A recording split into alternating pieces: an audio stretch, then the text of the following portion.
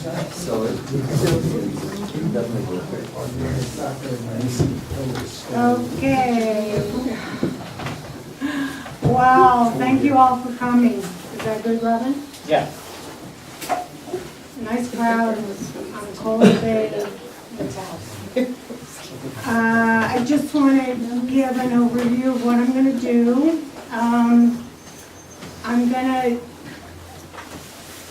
talk about the book and tell you a little bit of what I've covered, what it's about, and then I'll give a few readings. One at the beginning to show you that it's not just a book, a dense book of all these complex water issues that are going to be impossible to read and divest and understand. To show you that I can actually write some prose that you can understand and you might appreciate.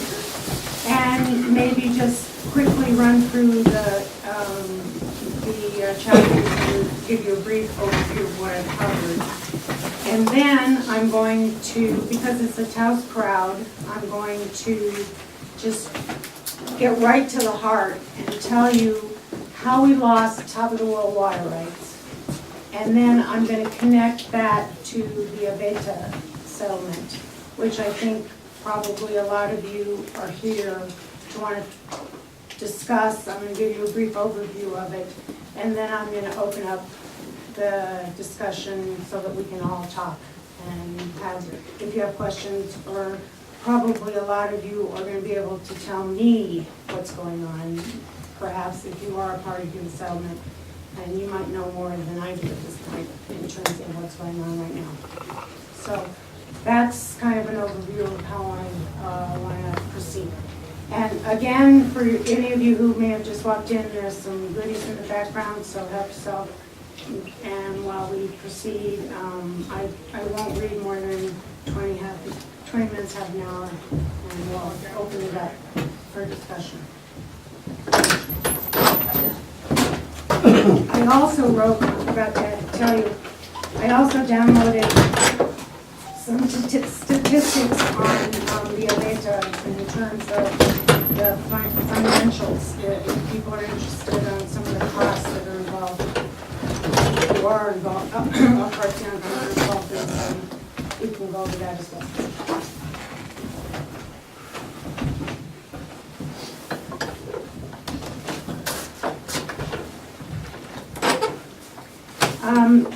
I'm the longtime publisher of La Jicarita, which is an online journal of environmental politics that I started with my partner Mark Schiller way back in 1996 when I was involved in a coalition that was based in the Penasco Valley, and we got together as a watchdog group. And as part of the it had a very unwieldy name called Rio Pueblo, Rio Lugar Watershed Protection Coalition.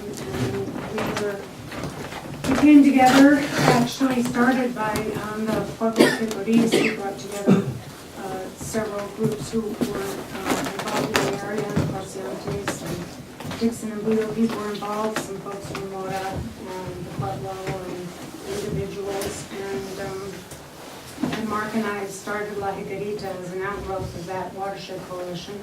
And we published La Jicarita as a print journal for a number of years until 2010 when Mark died.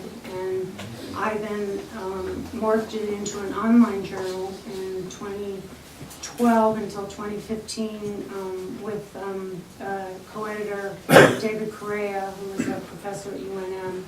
And then I kept it going, and I don't publish as much on a regular basis as I did, but I still keep it going. And so I'm going to,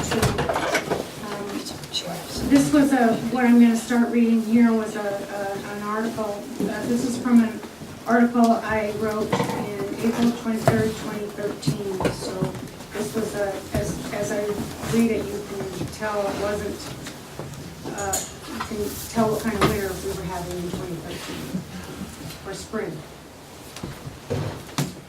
As April slides into May in the upper Sangre de Cristo watershed, I'm thankful for whatever green I get.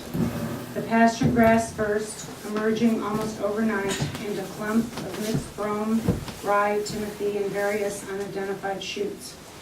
The apricot trees in the orchard are just breaking into bloom, with an intrinsic knowledge that any flower display before the end of April is a fool's game, and they were indeed zapped last Thursday night.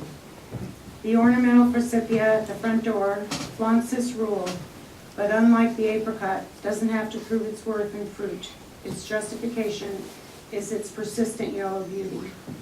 The unrelenting wind makes Eliot's declaration of April being the coolest month manifest by threatening to rip the hoop house plastic from its tenuous hold on its PVC frame. The irrigation water in my first in-line village starts flowing around the same time. Depending on the commissioner's adherence to formal tradition, the water isn't released until the acequia is clean. Or informal tradition, whoever has a direct line to the commissioners gets the water whenever they don't have it. Although my village lies only a few miles away from Picote's Pueblo, whose priority date is time immemorial, there is no question that we are literally first in use in my valley, as the New Mexico Water Code defines priority administration of water rights. With a priority date in the 1700s, this village on the Rio de las Pampas gets the water first as it flows from the high Pecos peaks directly through the pastures and gardens of the village Parciantes. We are allotted a certain amount for irrigation, although no meters, only gauges, measure the surplus that traditionally correspond to shovel widths of water flowing through our 3 presses or diversion dams on the river. Yet the concept of priority date implies that the water we use we own, which is contrary to the way the acequia communities throughout our northern New Mexico have always managed their water.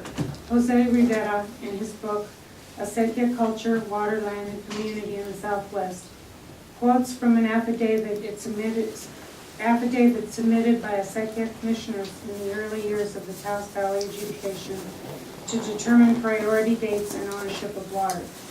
Quote, the aforesaid acequias, by and through their fully elected commissioners, agree they will continue to follow and be bound by their customary diversions and allocations of water, and agree that they will not make calls or demands for water between and among themselves based upon priority dates. Custom and tradition within acequia communities, despite New Mexico law that assigns a priority date and implies ownership of water, still govern the use of the water by mayordomos and commissioners, and repartimiento, or water distribution and sharing, is worked out among communities without state oversight. New Mexico communities have maintained, not preserved, their commons in ways that remain part of our everyday lives. Parciantes irrigating crops and fields with acequias, extant land grants managing their forest resources communally, grazing associations forming to collectively raise cattle on private and public lands, and Pueblo farmers saving seeds to reproduce crops regionally grown for hundreds of years. As an editor of La Jicarita, I always reference the work of economist Eleanor Ostrom, a proponent of the philosophy that people can create rules to manage shared resources without the interference of the state or marketplace.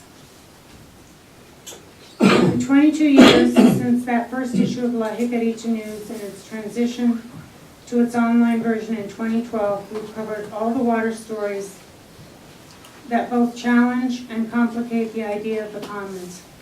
Priority administration, state and federal adjudications, pre-existing rights on federal lands, regional water planning, ski area development, changing demographics, drought and climate change, and much more.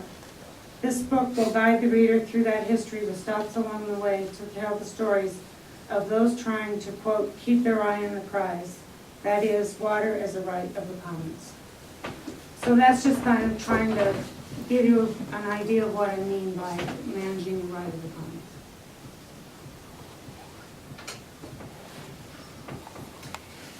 Now, the list of the chapters is kind of intimidating, but just briefly, and then I'll move on to more in depth about what I mentioned before and talking about Top of the World and the Abeyta. So I explain managing the commons, which is what the introduction. It's a little more in depth than what I read, but.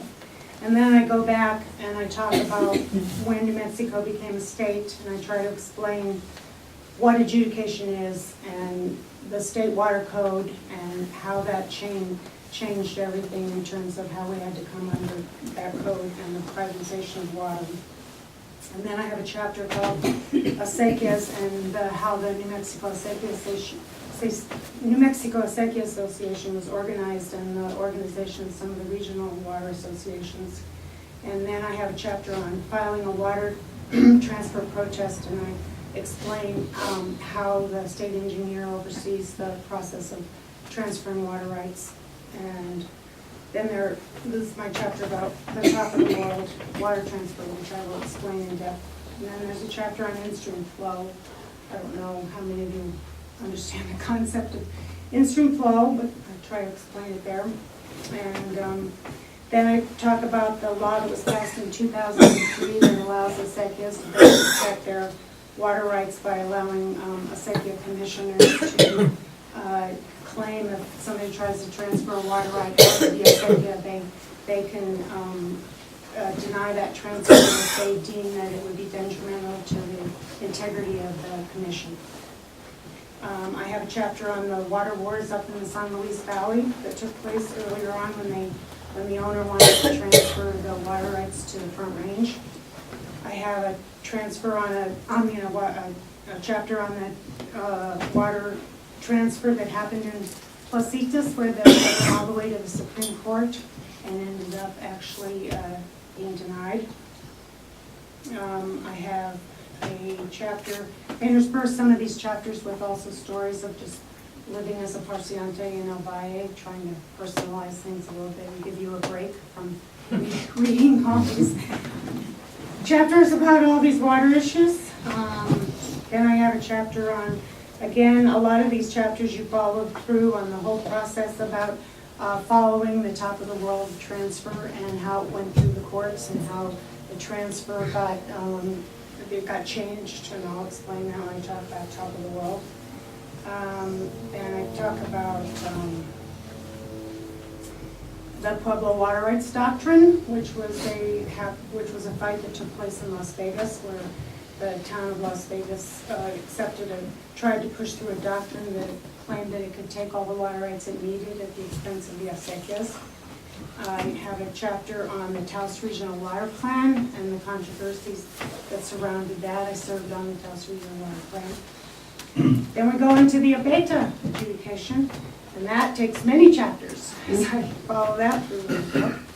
And then the Emmett adjudication, which also takes many chapters. That's the adjudication that's in the Milwaukee Valley. That's where Top of the World water rights are due to be used. And then I have the chapter on the Acequias de la Sierra. I don't know how many of you know about this, but those are the water rights that are transferred from Las Sierras that go over to the Mora Valley from the Rio Pueblo, from tributaries to the Rio Pueblo that have been transferred over to the Mora Valley that happened back in the 1800s. Then I have a chapter on ski area expansions in the Southwest.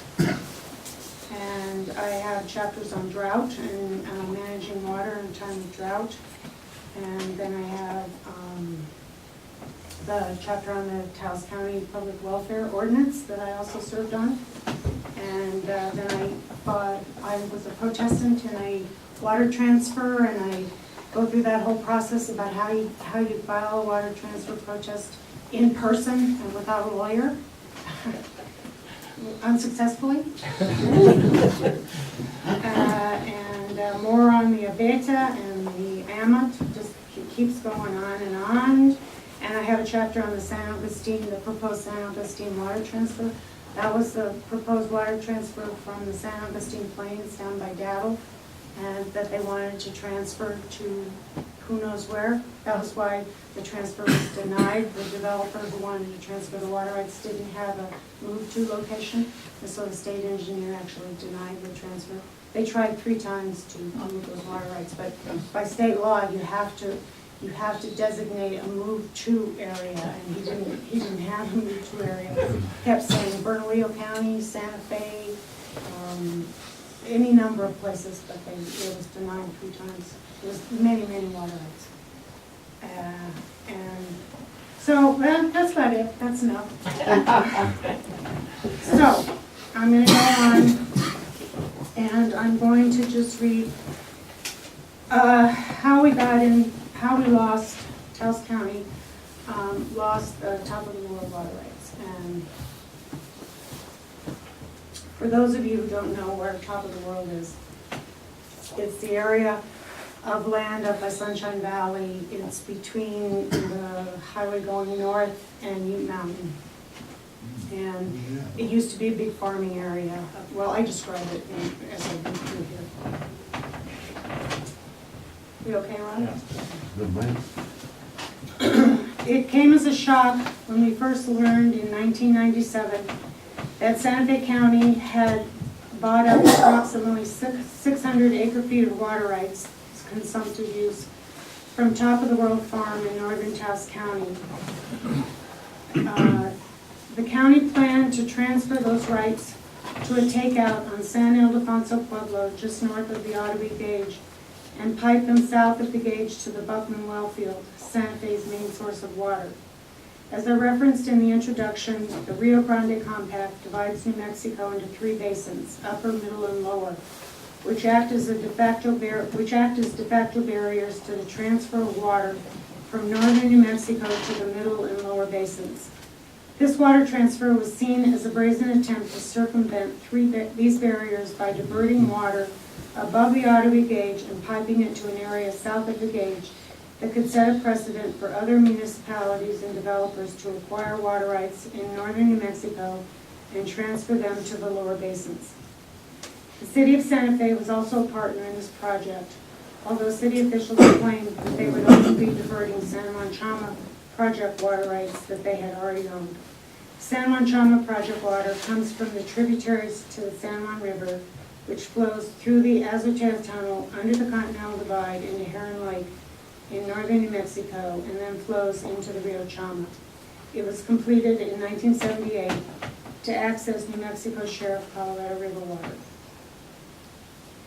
The top of the world water rights are groundwater rights, diverted through wells on the farm, that would be retired and transferred to San Ildefonso Pueblo, where they would be taken out of the Rio Grande. The rationale for this transfer is that if you stop pumping groundwater at top of the world, the water will migrate to the Rio Grande and flow downhill to the Pueblo. Much more on this later. The top of the world wells, beginning in the 1950s, had watered a breadbasket of produce: potatoes, sugar beets, pinto beans, alfalfa, barley, and many kinds of vegetables in this area referred to as Sunshine Valley, between State Highway 522 and Ute Mountain, near the Colorado border. When the area was adjudicated in the Red River adjudication, most of the farmers were allotted the amount of water they had been pumping. Production continued into the 80s until sellouts and arguments over ownership shut down much of the production. Members of the New Mexico Acequia Association found out about Santa Fe County's purchase of the water rights, and the transfer application was protested by 19 groups and individuals, including the Acequia Madre de Las Vegas, Acequia Junta y Cienega and Lulo, the Taos-based environmental group Amigos Bravos, and other individual personalities. Mark and I were protesters.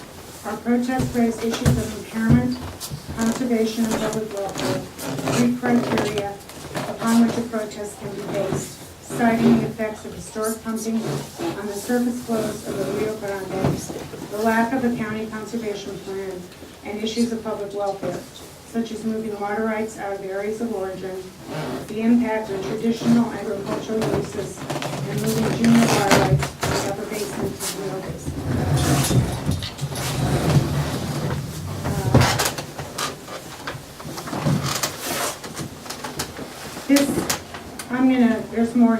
I'm gonna just explain it because it gets complicated. So initially, the top of the world water rights was slated to go to Santa Fe, which meant to the Middle Basin. And so, as I said, it would have been as kind of an abrogation of the compact. And so this dragged on initially because there was a conflict in the ownership of the water rights that Santa Fe said was purchasing. And I don't know if y'all remember Tom Morrell. Well, initially he didn't own these water rights. It was owned by Wrangler Properties, but the ownership was contested. And but it ended up that Tom Morrell purchased these water rights from Wrangler Properties. And Morrell claimed that he was going to save us, and he was not going to sell these water rights. He was not going to let this deal go through. Well, he lied. And the deal did go through to Santa Fe County. But our protest remained extant, and even though he sold these water rights to Santa Fe County, and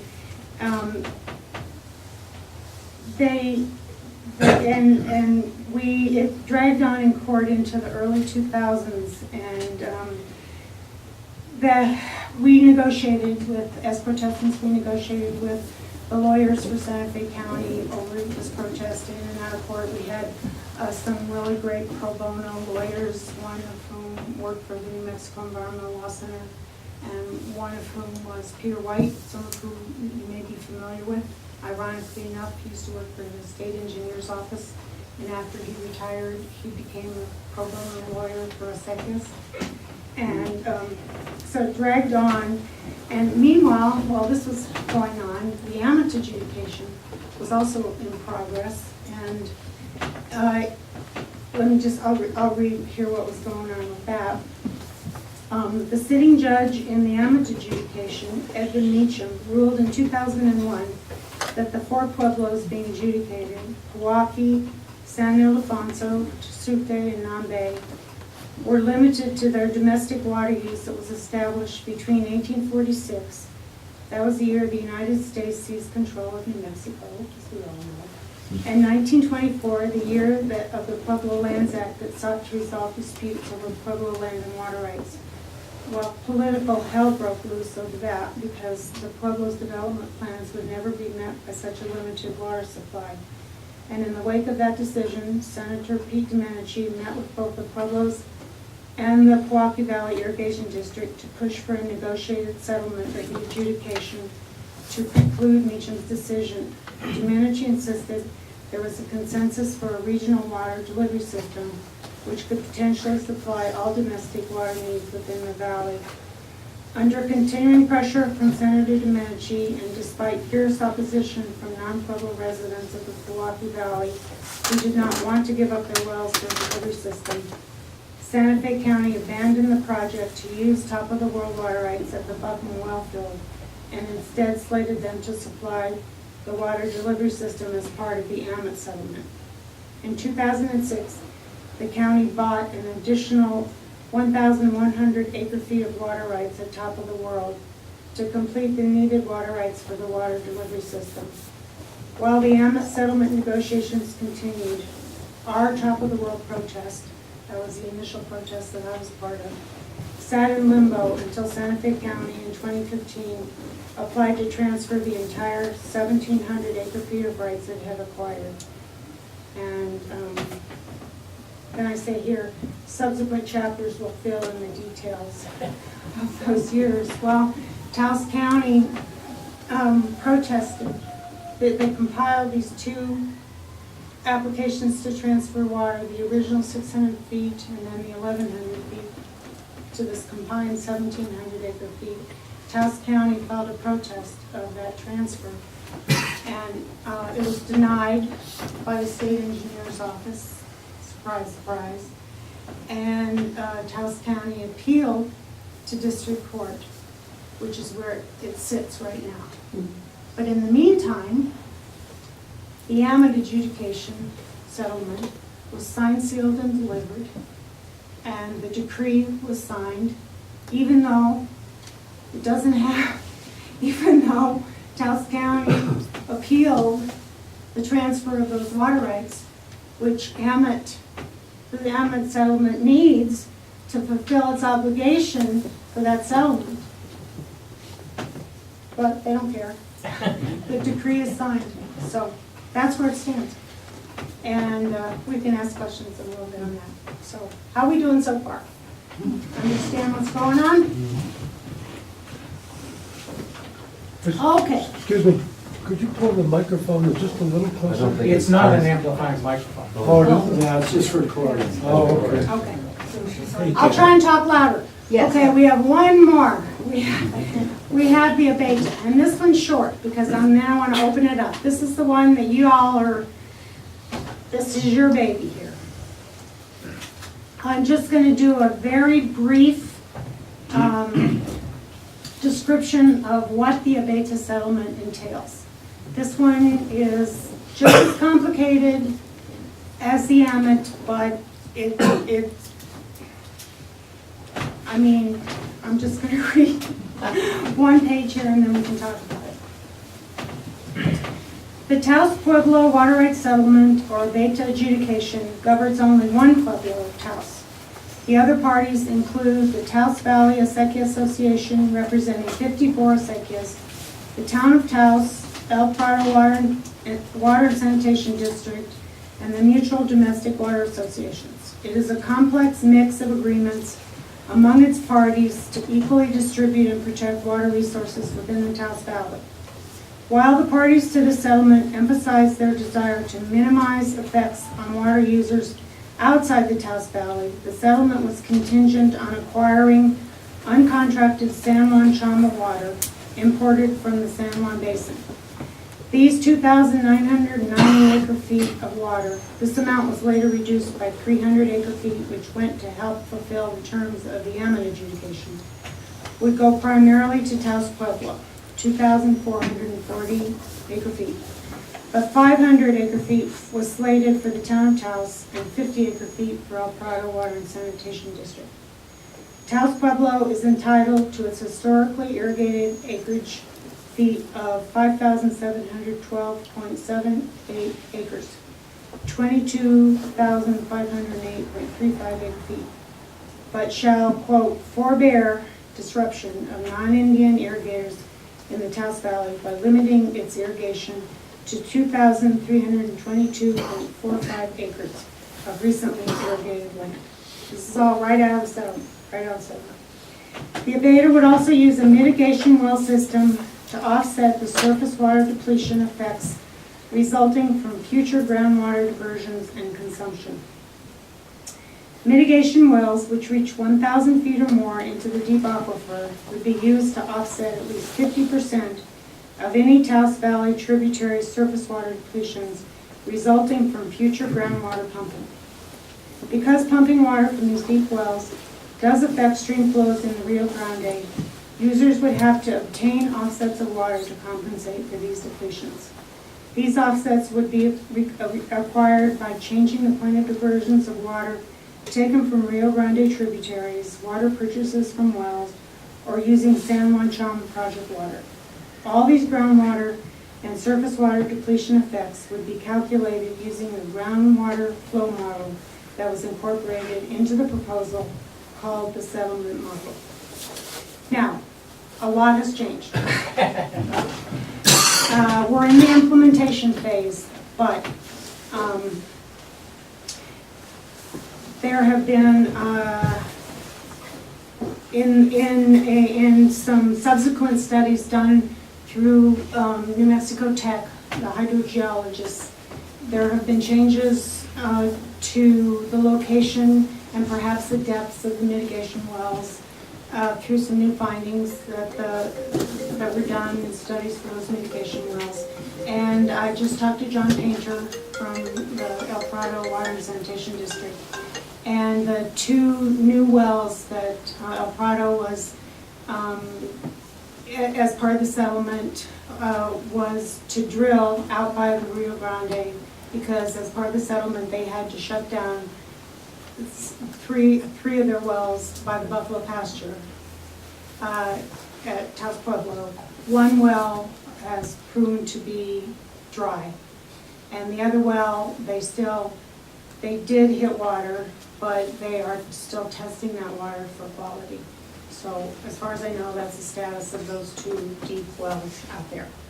So he told me that as far as he knows, they probably will drill the second, what they call midway well, next to if the water quality proves okay, they'll drill the second well next to that one.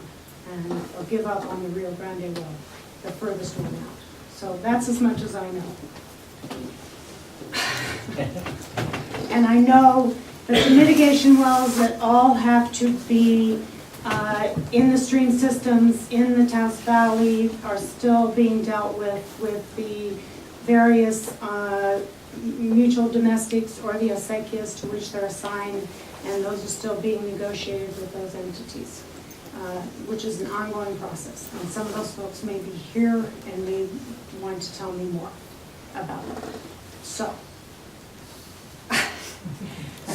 I'm open to discussion, questions, comments. If you want to know more about one specific thing I talked about, if you want to tell me something I don't know to bring me up to date better, be my guest. Andy. Could you go over what John Pager told you about 3 wells with, is that the 3, would the 3 wells be right there where they have the pumping station there in the forest? The ones that take you out. Yes, yeah, the ones that are closest to the, let me tell you. One by El Torreon, Oh, okay. and then I can't remember the names of them. I've got it here in the status report. It's been clarified. Okay. Thank you. Anybody else? Who's doing the water testing for these test wells out on the mesa, and how do we The get state. the state?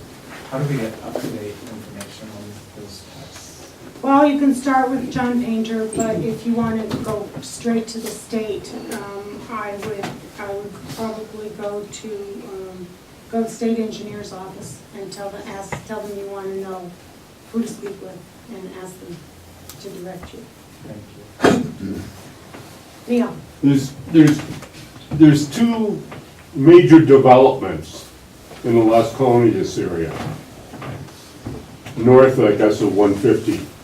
And one of them is Ace, wants to build another hardware store, and a bunch of other facilities. But El Prado, it was all pending El Prado running a line. I guess there was an estimate of $2 million, running a line to be able to feed these new developments. I don't have anything more than that.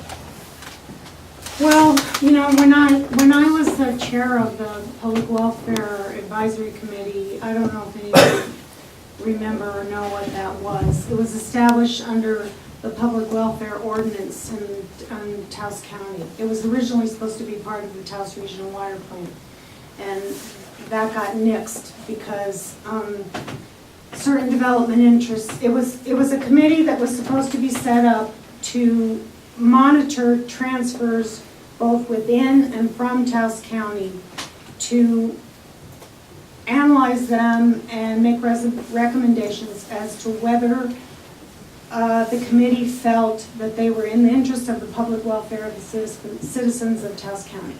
Now, what does public welfare mean? That's a great question. The 3 criteria that the state engineer uses to judge whether it should approve or disapprove a transfer is whether that transfer will impair somebody else's water right, whether that transfer is contrary to the conservation of water, or whether that transfer is contrary to the public welfare, except that the public welfare has never been defined. It was incorporated into the statute in 1985, I think. But it's never been defined because, under state law. So, when the state water plan, the first state water plan, they're working on a subsequent state water plan right now, but when the first state water plan was promulgated, it divided the state into 16 regions, and each region was assigned, the Taos region was one, but they were all assigned as part of the regional water plan to come up with a public welfare statement. So the Taos Regional Water Plan did that, and I was on that committee. And then I was also became part of the Public Welfare Subcommittee. And as part of that Public Welfare Subcommittee, we were assigned the duty of coming up with public welfare criteria. And so we came up with public welfare criteria. What does public welfare mean? Does it mean that we want to protect our agricultural lands? Yes. Does it mean we want to protect water quality in Taos County? Yes. Does it mean we want to provide for sustainable economic development? Yes. Does it mean we want to, on and on and on? What does public welfare mean? So we came up with a list of public welfare criteria.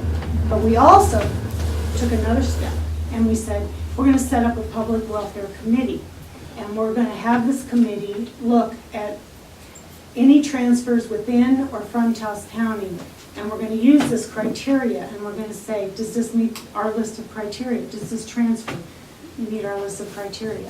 And so when the powers that be found out that we were setting up this committee, they didn't like it because they didn't want any oversight on the transfer of water rights.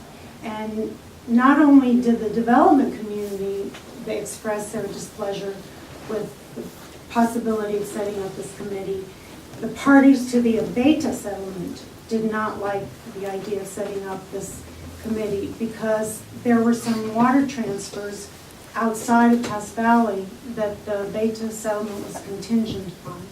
There was a transfer from Cuesta, and there was a transfer from Top of the World that was part of the Abeyta settlement. And they didn't want, so they all wrote a letter, and they submitted it to the Interstate Stream Commission, which was responsible for approving the Taos Regional Water Plan. And they said, we don't want this public welfare committee. So they nixed it from the Taos Regional Water Plan. And, but at the time, there was a very aggressive Taos County Commission, and so they stepped up to the plate and they developed they developed a public welfare ordinance with the same criteria that we had developed under the Taos Regional Water Plan. And so we had a public welfare, we still do. There's a Taos County Public Welfare Committee that looks at all transfers and within and from the county. Now, in your book, you have you identify exactly who the powers of be that be are. There's exactly who we're dealing with, list them, and make it available to the public through every means possible, so that more people then hopefully will be engaged with something that they probably have never thought about before. Actually, I do. Good. I mean, this is subjective, of course, but I name names. Good. I mean, I said who came on the Taos County Commission, and I said who was on the Interstate Stream Commission, and I said who was involved in the Abeyta, and who was the lawyer, and yeah. Yes. Where is that stuff besides your book? I mean, you can't It's in La find it. Jicarita. It's in Taos Friction. It's in, it's in people who are covering these issues. It's in newspapers and. Newspapers. Yeah, and J.R. Absolutely. Logan, I must say, when he was writing for the Taos News, he did a really good job of covering some of this stuff. And if you read carefully and you follow this stuff, I mean, these names aren't named. Yeah. Now, is it Lower Foundation giving out money? He is. No, I'm just thinking how, if people, a lot of people don't read the Taos News, and if they're like just a simple list would be available, say a pinch a penny, laundromats, just around. That just help. Wouldn't cost much either. You know, except when we get sued, yeah. No, Andy? I don't So- think so. I mean, sorry, Mark, I'm sorry. Is cultural preservation, preserving a Acacia culture, one of the values in the public welfare? Absolutely, Mhm. absolutely. And following on with Charles, I'm thinking, you know, how do we make people more aware of Acacia culture? And, you know, not just in this side of the border, but in the East Mountain Rockies, so that we can get more public support, you know, from population centers like Denver and Albuquerque. You know, engage all the, you know, millennials and saying, hey, you know, these are values that we should value as constituents in these constituencies. There's good work being done. Andy? Tom Painter, Mr. Painter appeared at the. John? John Painter appeared at the Upper Las Colinas Neighborhood Association to talk about where the water was going to come from for the development of the Tarleton property, which is hundreds of acres on the left-hand side, just on the tennis ranch. And he said that the water would come not from those basins, but from the El Prado, where the water is being pumped now, and the two wells by the Rio Grande. That, I guess the latest information is one of those or two of those wells were from the Rio One's Grande. dry. And so the water will come from El Prado, and it will be pumped from El Prado, which he says is not uphill, to the tanks over there by the blinking light on the left-hand side. And then they will have self-contained sewers and water, and there are hundreds of residential and businesses that are planned to be there. The planning and zoning has not yet approved the Upper Las Colinas Neighborhood Association planning, or zoning act, whatever. But anyway, I thought that might be. Well, you know, when John came before the committee, the Public Welfare Committee, as part of the transfers that they were seeking as part of the Abeyta settlement, you know, they only had 25 acre-feet of water approved as part of that project. So they were applying, with these new wells, they were applying to up their appropriations of 575 acre-feet. So that's what they're getting out of the Abeyta. So that was part of our analysis, and why we recommended the Taos County protest, because we're saying, okay, how can you be going from 25 to 500? What, you know, we need proof. We need your plan. You know, we need your 4-year plan.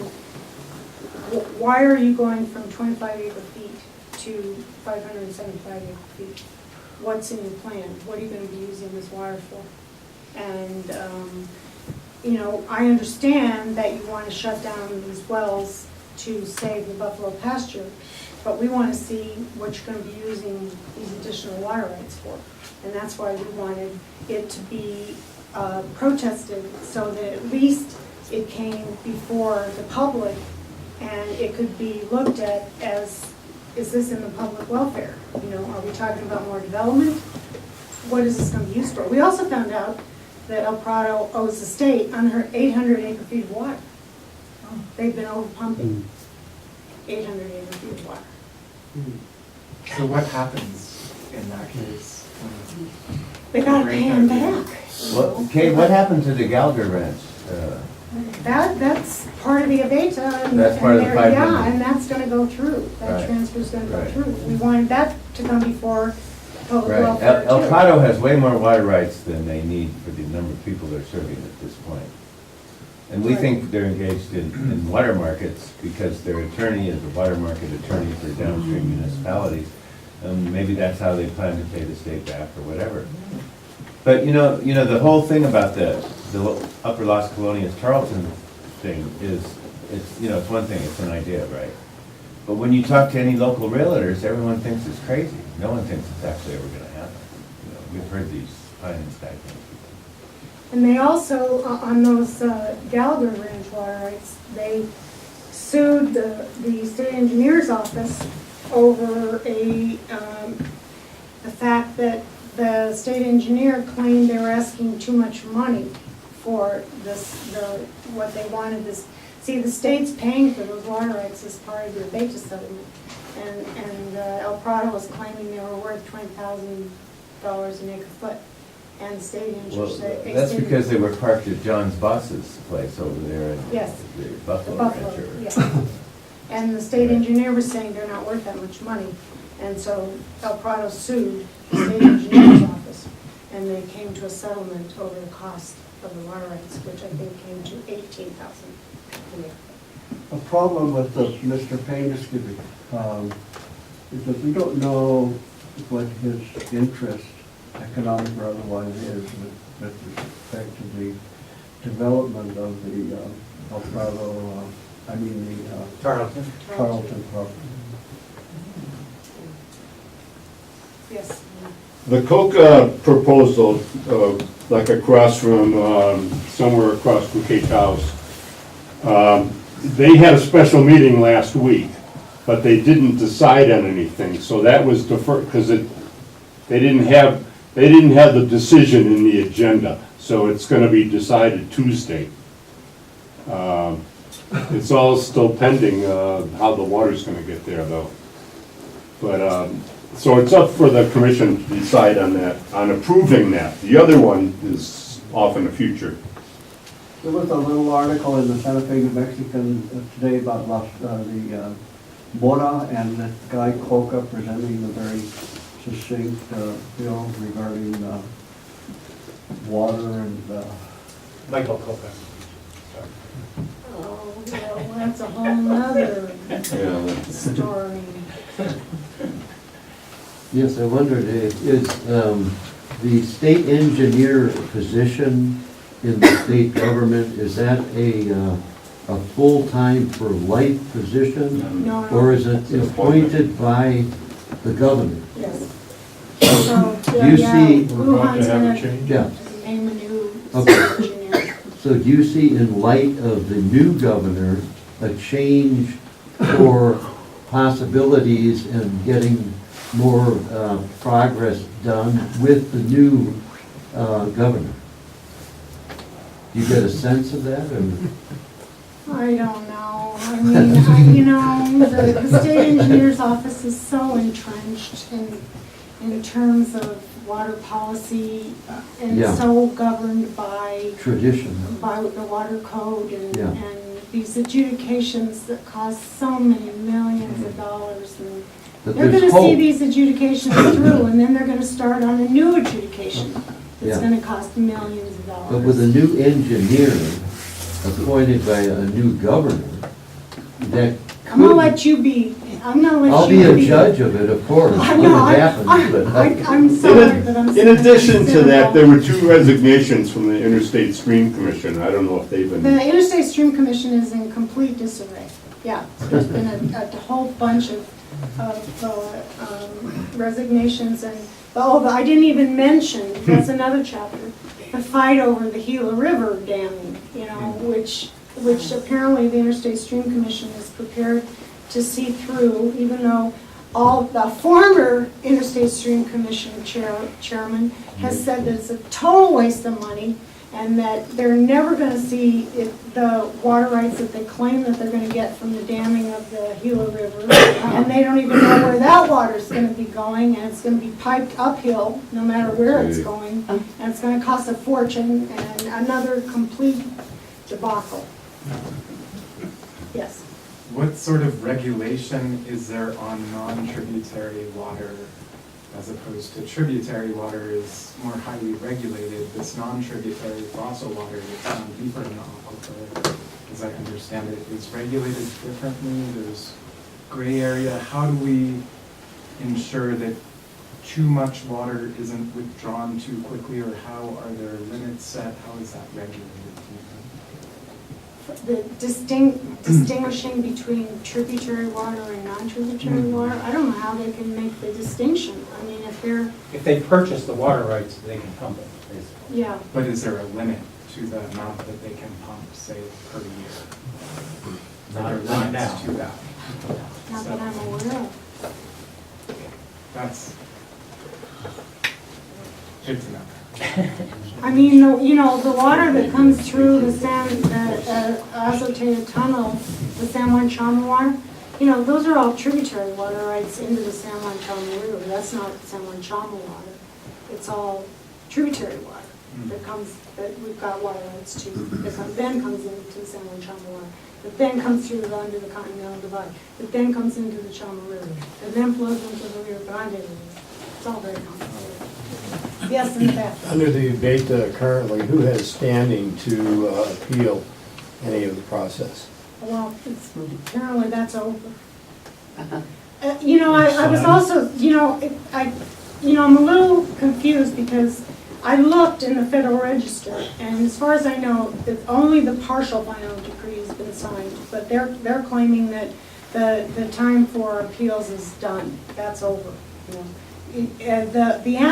The Amit people, 375 people filed an appeal, and that went to the 10th Circuit Court of Appeals, and that was denied. And they were claimed then, and the 10th Circuit Court of Appeals claimed that they did not have standing to appeal because they were not signatories to the settlement.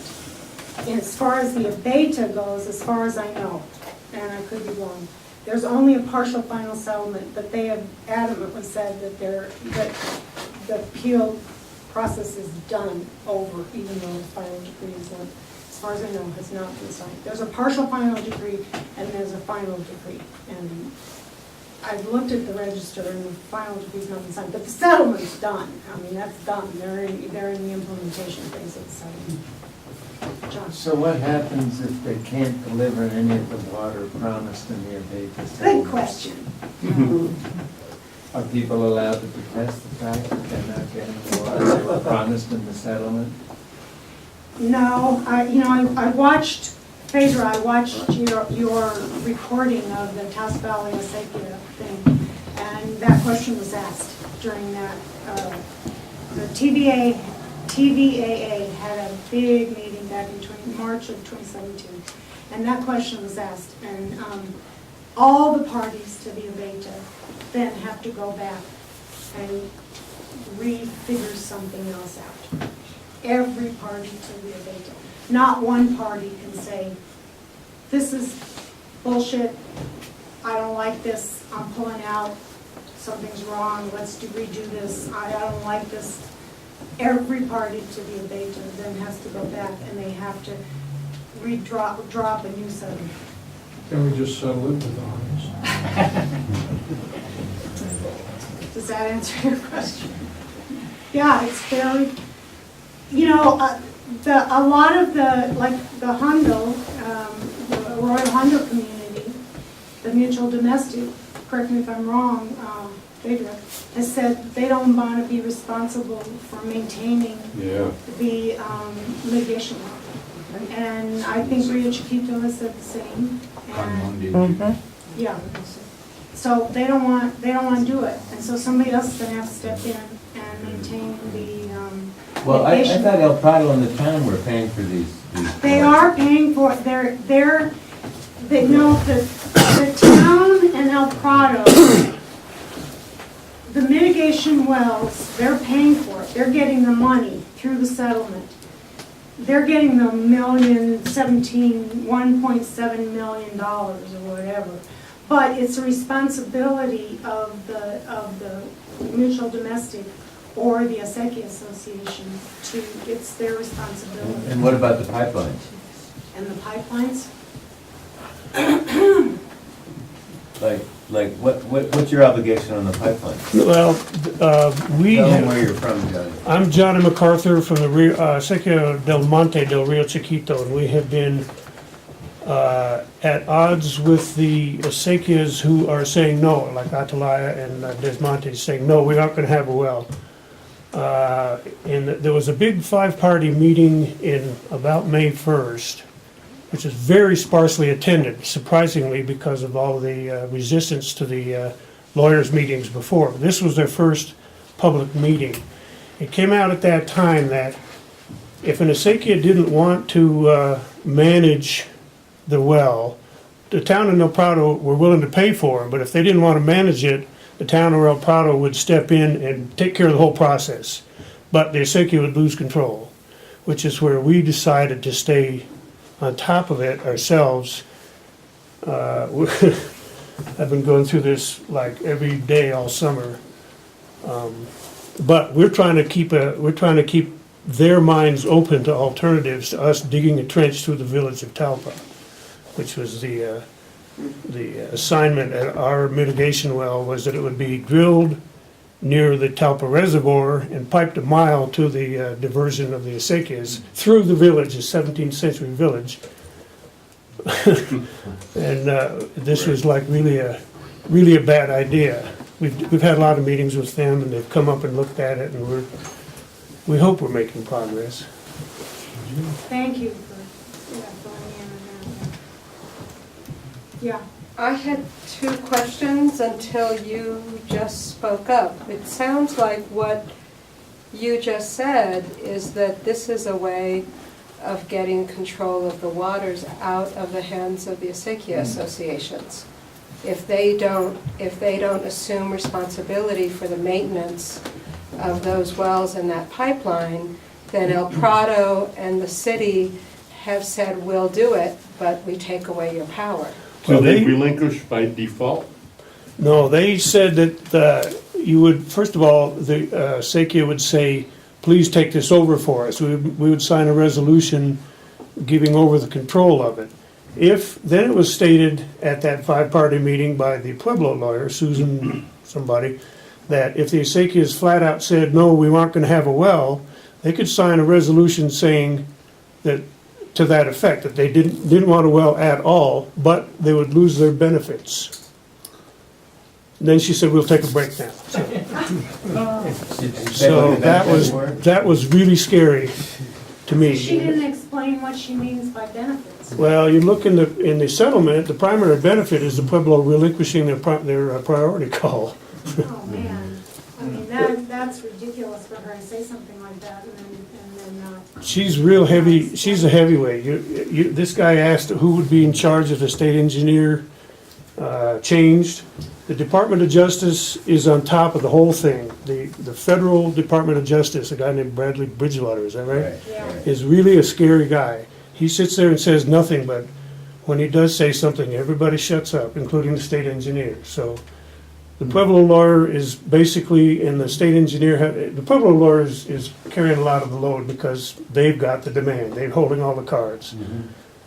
The state engineer is adamant that they're going to keep their supply of water coming down the river for Santolina and whatever.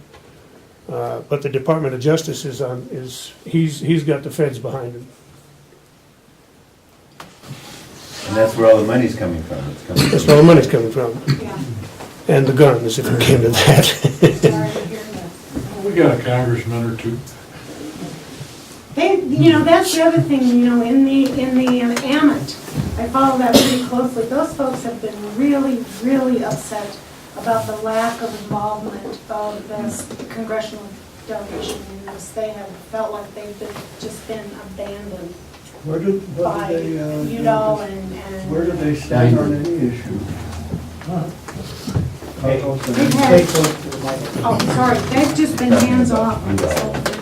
It's not standing, you can't stand. Once Domenici got out of the ballgame, Heinrich and Udall have been totally hands off on this whole thing. Okay, would you mind, did you say that Mr. John Painter has drilled 2 wells here in El Prado and No, toward the airport. The two new wells are out by the Rio Grande. And they were dry? One is dry. And what about, was any wells drilled here where they have their pumping station? No. Okay, thank you.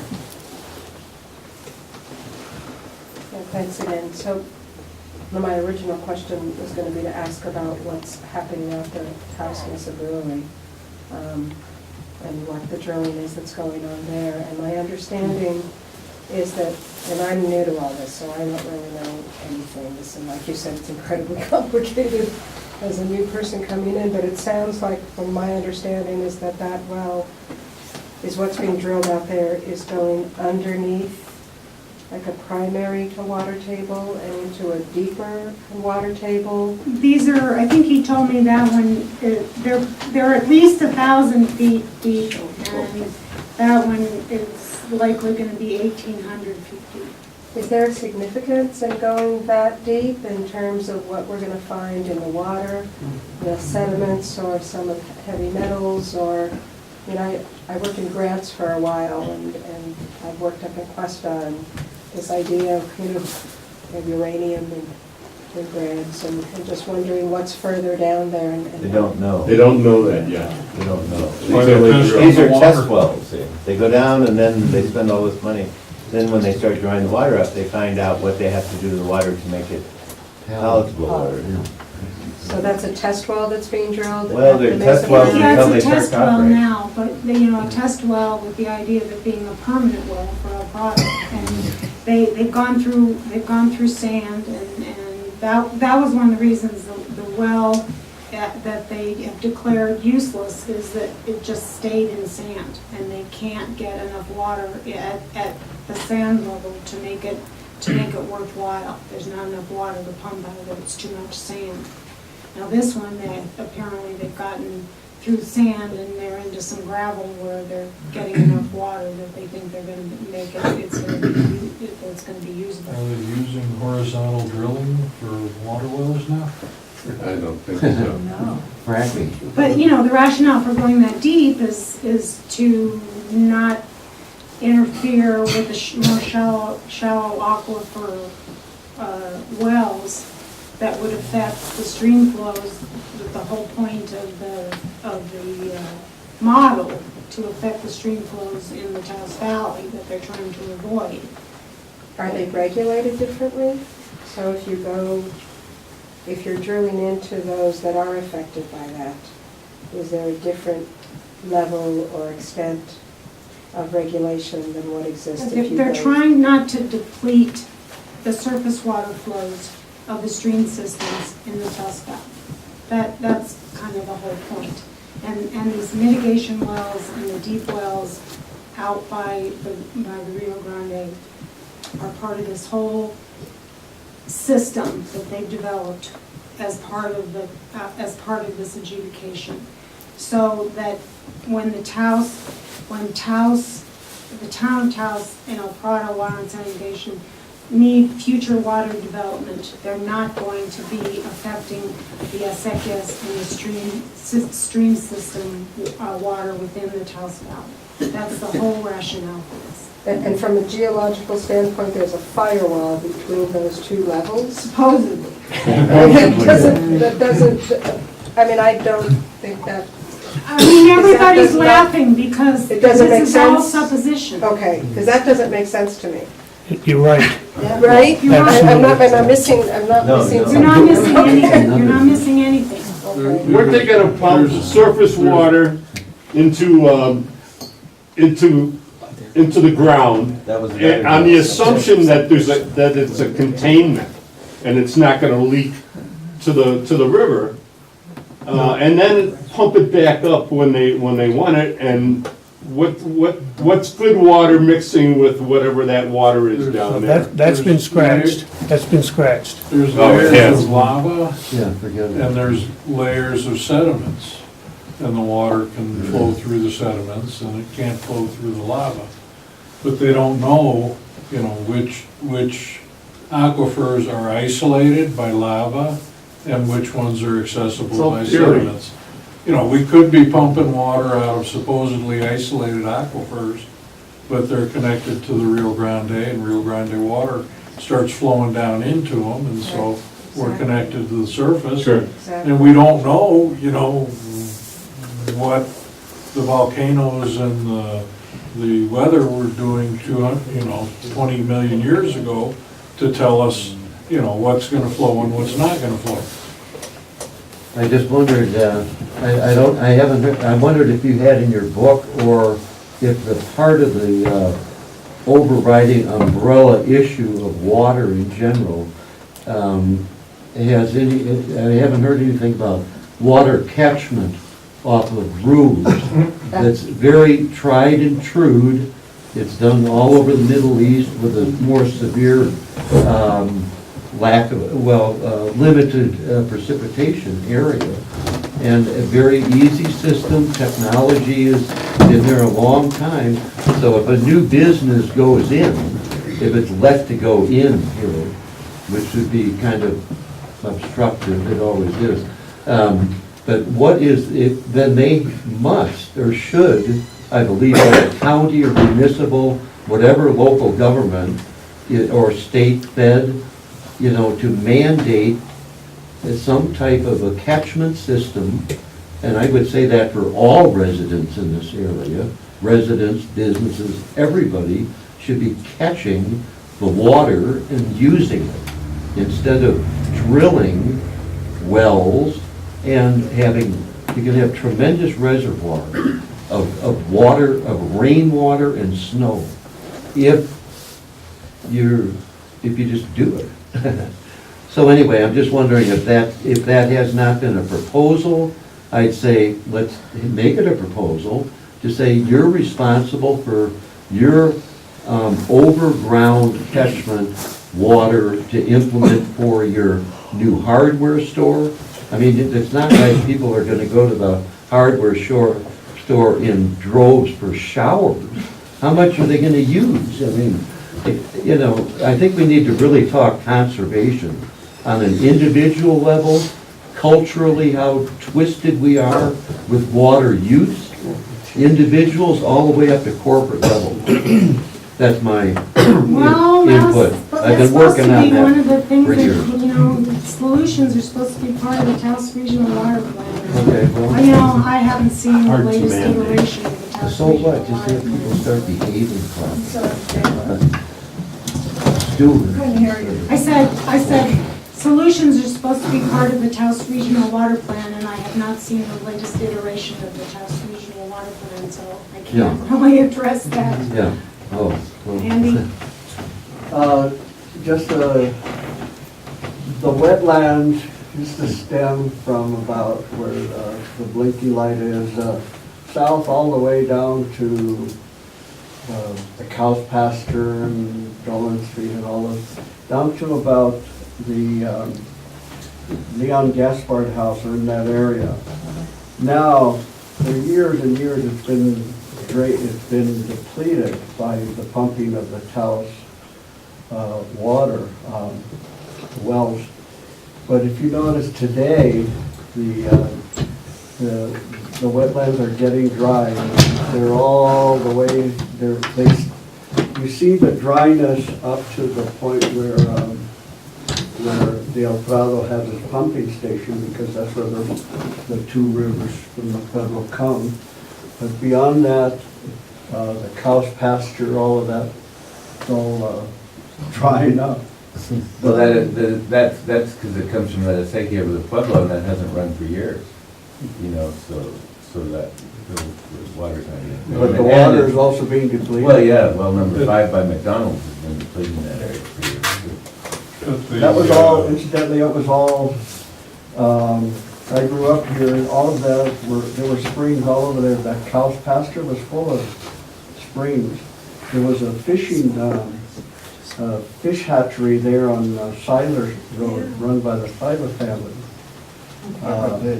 Yeah, there used to be a big pond Fish. where, There was There was huge, Kay's Fish Pond. right where the La Cuata is, there used to be a motel there that belonged to the Indians, to the Taos Pueblo, and they tore it down. All you see is the stairs going down there now. But there was a pond there, and that was destroyed by Showalter who built the first Kentucky Fried Chicken. And it had- it was stocked with native trout. I wanted to ask you, again, so what do you think your group's gonna do in terms of dealing with this issue? We, as I said, we kind of got a lot of input from some of the resistance acequias and realized where that was gonna go.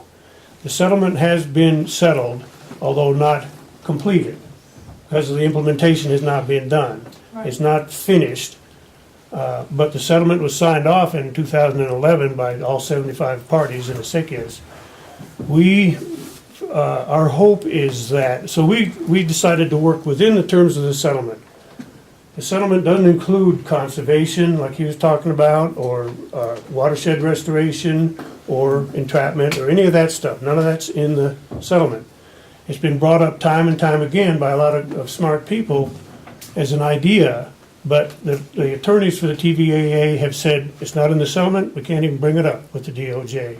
Department of Justice won't hear anything that's not in the settlement. So our thinking is that in 75 pages of legal mumbo jumbo, there's gotta be some wiggle room. Gotta be. And we need for them to help us figure out what to do about, requesting some kind of alternative to digging a trench through the village. I don't have any answers. We've been throwing out one question after another to both to the Bureau of Reclamation people, who are beginning to be sympathetic to our position. They're also realizing that the money that was set up in the adjudication in 2011 isn't going to pay for all of that work in 2019 or 20 or 21. It's not going to do it. They're finding more money, but they're also realizing that they're spending a whole lot more in El Prado, and probably will in the town too. The state engineer, no, the hydrologist for the state engineer, John Shoemaker, said at that 5-party meeting in May, several people peppered him with a question of, well, how do we know these wells are going to produce? He said, well, we won't till we drill them. What if they're in water there? Well, we'll drill it in another place and try again. Well, we'll keep on drilling until we find water. Well, that didn't make any sense to me, but that's kind of how the approach is. So I said Rio Chiquito well, 1,179,000. Right. We've made an initial cost estimate in excess of $1.5 million, even if we went ahead and tried to do the project the way they wanted it. And this was a pretty exhaustive cost estimate. I talked to NEPA people and archaeologists and the driller and all kinds of permitting and right-of-way acquisition. There's a lot of private land in there. It all adds up. We did a real thorough job of it, just so that we could approach them and say, listen, this doesn't make sense on a lot of levels. We're hoping for some help on alternatives. See, this is what all the people involved in this are having to deal with. You guys are having to now step up and do a lot of this work and figure this out, because there was such a lack of transparency when this all came down and this was dumped on you guys. Yeah, well, because nobody knew what was going on. Yeah, well, part of the problem is that the people that really did know what was going on, the Viejos that helped set up the settlement in the 80s and 90s, and Fred Waltz, the lawyer, have all died. The only one that's left is Palomon. And he understands it pretty well, but he's got his own agenda. I mean, it's... I'm glad you said that instead of me. I've got a lot of respect for the guy. He's very knowledgeable and very well-spoken, but I don't think he's thinking about Rio Chiquito very much. What is his agenda? Well, I can't really go there. I think we better think about wrapping it up, unless anybody really wants a couple more. Article 13.3 in the Abeyta settlement talks about feasibility as a layout. Feasibility, if this water quality is horrible. First of all, this fossil water pH is totally different than surface water pH. How will that water be treated and injected into the rivers? There are so many feasibility issues with this. I want to say, on behalf of the young people that will have to really bear these consequences, we are getting ready to stand in a very major way in this community. And if you would like to join in a firm stance on this, there will be direct action planned in the coming days, because we are not going to let the next 7 generations suffer like we have had to suffer. They do not deserve this. Our waters, our land does not deserve this. The federal government and the state government wrote themselves out of any responsibility in this agreement in Article 13. They have not promised to pay for the maintenance of these wells. They could bankrupt the Osakis. They could bankrupt the mutual domestics, lead to water privatization. Many people are afraid to speak. I've been meeting with people in this community that are scared for their lives to speak on behalf of this issue. We are tired. There has to be sustained action on many different levels. We have to protect the water and the community here. Seriously, it needs to happen. We cannot be apathetic on this issue. Once these pipelines and these wells go in, there is no going back. We will lose control over the water, and we will lose control over the safeties and all these other things to come. Water is the gold of this time. Once they mine all the oil, these pipelines that push oil will push water. They are moving over major aquifers, Great Lakes. All these pipelines can be retrofitted, okay? There are people in this community that are ready to stand, and we hope in the days to come that we will have broad support in this community, because we have to take action. There has to be nonviolent civil disobedience as a part of the puzzle to this. And that is not the end, but it is just the beginning, because this community needs to know what's at stake. So, Great. Thank you. Great. Thank you all for coming, and I have some books here if anybody wants to purchase one. I want one.